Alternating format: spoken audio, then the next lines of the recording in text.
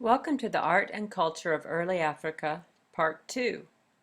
Oh look, here we have a pile of heads. These are heads from Ife, and earlier we were talking about the rich tradition of the city of Ife, and that it was really that the people of the city of Ife, the home of the Yoruba people, created some of the most exquisite works of art in the history of art. So these heads were discovered in 1938 in Ife. Someone was digging a foundation for a house and they discovered one of these heads, and then they kept digging and they found more of them. So we don't really have pictures of that, but about 10 years later the heads were sent to the British Museum. What we're looking at here is the heads unpacked and set about on a table at the British Museum. The great city-state of Benin came to prominence about 150 miles from Ife, and they really borrowed from Ife in their cultural and aesthetic tradition. There was a metal sculptor that was called from Ife by the king of Benin. His name was Igueja, and he specialized in this memorial sculpture. And here we have a memorial head of an Oba that is from the early period of sculpture in Benin. And here again we can look at some of the differences between the different areas and their style. One thing to notice here is the collar, the kind of beaded collar that we see on a lot of these early heads. And another thing that I find just amazing is that headdress. And as an artist, I always consider, how did they do that? How did they do that? Obviously, this was a master sculptor, and he would have made this out of wax, carefully laying this woven pattern in wax, carving it, and perhaps placing it upon the head prior to the casting process. Benin was a powerful and a wealthy city-state that gave rise to great works of art and architecture. They established relations with the Portuguese in the year 1485 and began to conduct trade with the European continent. And this lasted until the year 1897. At that time, the British became upset with the people of Benin. They had sent a negotiating party, and apparently that party had been killed. So the British sent in soldiers to really ransack the city and burn the palace, and the people of Benin had to flee to the hills. So they didn't really establish, the king fled the city and they were pretty dispersed until he came back around 1915, and they did rebuild the palace, but they never really regained their former power that they had before that time. When the British came to Benin, they found several altars like this that were laid out with the sacred objects and the heads in place. And at the time, they didn't really give a thought to preserving how the items were placed, but really removed the items as war booty. And yet we've been able to piece together some of the ritual use and the function of the altars since that time from other sources. Many of the items were removed, and as such, really the history was lost. But here we have an altar created much as it might have been in the time before the British invaded Benin. This particular example is from the Smithsonian Museum of African Art in Washington, D.C. Let's take a look now at the lost wax process, which is really still used to this day, and it's a really incredible form of creating artwork. So first you start with a clay core, and then layer wax upon that, and all of the sculpting is done into the wax. After that is completed, the wax is then covered with another layer of clay and fired so that the wax melts out, but the impression of the wax in the clay still remains. Then molten metal is poured into the empty clay. Where there was once wax, the wax is melted out. Here's the wax. It's melted out and then replaced with molten metal. Then the clay form around the metal, after it's hardened, is broken away. And that's how pretty much all of this bronze and metal casting that we see, that's how it was created. Now this was also used in South America, in Central America, in the Persian tradition, and later in Europe. So for some reason, the lost wax technique is something that societies and cultures throughout the world used as part of their aesthetic tradition. There we go again, and I find that fascinating. Hey, let's move on and look at a really beautiful piece. This is a hip pendant representing an Ioba, or a queen mother. This is believed to be a particular queen mother named Adia, and her son was a Siji, and we're looking at around the year 1500. According to the tradition, to the oral tradition, Asiji used her magical powers to help her son to prevail in battle, and so she's memorialized in this hip pendant. One thing to consider is that this is made of ivory, which is an animal tusk, and considering that it's 9 inches tall, this would have been an incredible rhinoceros or elephant that gave its tusk for this to be created. In addition to Ife and Benin, there are great urban centers all across the African continent. This includes both the inland and along the coastlines.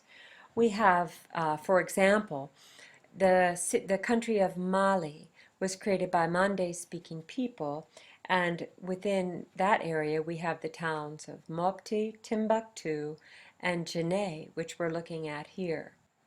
So the great Islamic writer Sa'di said this about the city of Janneh when he visited it in 1655. This city is large, flourishing, and prosperous. It is rich, blessed, and favored by the Almighty. Janneh is one of the great markets of the Muslim world. There one meets the salt merchants from the mines of Tagasa and merchants carrying gold from the mines of Bitu. The area around Janneh is fertile and well populated, with numerous markets held there on all days of the week. It is certain that it contains 7,077 villages very near to one another. So that ends the quote by Sa'di. I love it that he says 7,077 villages, at least, give or take one or two. Here we can see in the image that the markets are still going on. It's still a bustling marketplace, and it's also a tourist site to this day because this mosque is very famous.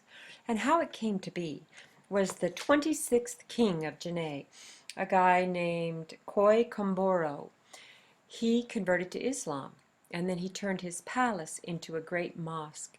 And it was a mosque that, by all accounts, was beautiful beyond measure, maybe even more beautiful than the Kaaba at Mecca, which is the center of the Islamic world. So an austere ruler came along and said, "Oh no, this is too nice." And so he razed it, took it down, and made a much more simple and humble mosque to follow. In the early part of the 20th century, an effort was made to rebuild the original mosque, and this is what we see to this day. One of the things to notice is that at the top of these 3 turrets are something that's supposed to resemble an ostrich egg, which means great fertility and power and strength and longevity, all that good stuff. Another thing to notice are those sticks coming out of the side. And what they do is they allow for a scaffolding to be attached to the mosque because it gets resurfaced constantly. The workers just go around and fix and smooth the adobe brick, always working on this mosque. So it's a constant work in process, even as it's an ancient wonder of the world. So here we have a figure from Old Janneh, and it was uncovered. There was many of these figures uncovered. I want you to notice here again how it's stylized, and it's different than the heads that we saw from Ife. So here, if you look closely, this is very elaborately decorated, and it's a fine example of the ceramics that we see from Old Janneh. So now we're going to travel thousands of miles south to Southeast Africa and to Great Zimbabwe. In Southeast Africa, there was these 3 rivers, the Zambezi, the Limpopo, and the Sabi. And these were trade routes for ivory, gold, and exotic skins that were taken to the coast and exchanged for goods from China and throughout Asia and Southeast Asia. So the term Zimbabwe really means venerated houses or houses of stone. And these were built by the Shona people who controlled the trade, for about 500 years, between 1000 and 1500. Here we're looking at a model of how these stone houses would work. They had rather high enclosures on the outside and these conical structures that we see to the right. But really, they were probably just built to enclose the families rather than being for fortresses. We don't see any evidence that they were built as fortresses. Here's a remaining one. It was called the Imbahuru, a great stone house. This is 30 feet tall, so you can imagine a person standing would be about right there. And if you look closely at the rocks, they are not connected by mortar. They're what we call dry stack. And that really speaks to the artistry of the great stonemasons who created these structures in Zimbabwe. So now let's look at another version of the rock-cut temples that we looked at in India. This is a Christian church created in Aksum. This was created by the king Lalibela, who was part of a lineage that converted to Christianity in present-day Ethiopia. Now, he sought to create a new Jerusalem, and in a valley in Ethiopia, there were 11 of these rock-cut churches created. This one is the largest. Think about it. It's 40 feet cut down through this volcanic rock to create this structure. The amount of calculation and planning that would have to go into this is really incredible when you think of the masons cutting away the rock to expose this really exquisite temple that still is here after it was built, I guess 800 years ago. And in this case, the temple happens to be a Christian church in Ethiopia. Here we're going to look at some artifacts from the Kingdom of Congo. This is one of the oldest wooden artifacts that we found in all of Africa, and it dates from about the year 750. It's what we call a zoomorphic head, meaning that it's sort of an animal and sort of could fit maybe as a mask or a helmet or have some kind of ritual use such as that. Now the Congo, just much as Benin, was a very sophisticated culture. There was about 100,000 people living in this area, and they were separated into different provinces, so to speak. When the Portuguese came in the year 1487, pretty much the same time as they founded Benin.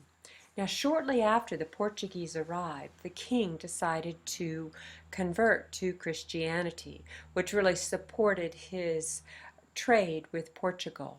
And here is an artifact from that time. Another important artifact from the Congo would be these decorated textiles. These were highly prized by the Portuguese and were taken as gifts or traded and really distributed throughout Europe. This particular one dates from the year 1400. Now here's another example from the Congo, and it's a crucifix.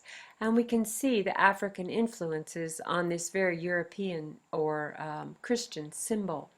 Up here, these figures, they represent the African influence, and even the hands and the depiction of the Christ figure are simplified in a way that would be typical of African decoration. So here's our final slide, and it is a Portuguese-style hunting horn. In contrast to the simplified lines in the previous slide, this is an intensely decorated work in a more European style that was obviously made for the European market. Now the African artisans soon figured out that they could make trade goods for Europe, and these were wildly popular. They were wildly prized in Europe. So here we have a melding of cultures, as we see really throughout the world. And at this point, it was still a meeting of cultures that were fairly evenly matched, so to speak. And that's going to change a little bit in the coming era. We'll look at that with the next lesson. So this concludes the early art of Africa, and thank you so much for listening.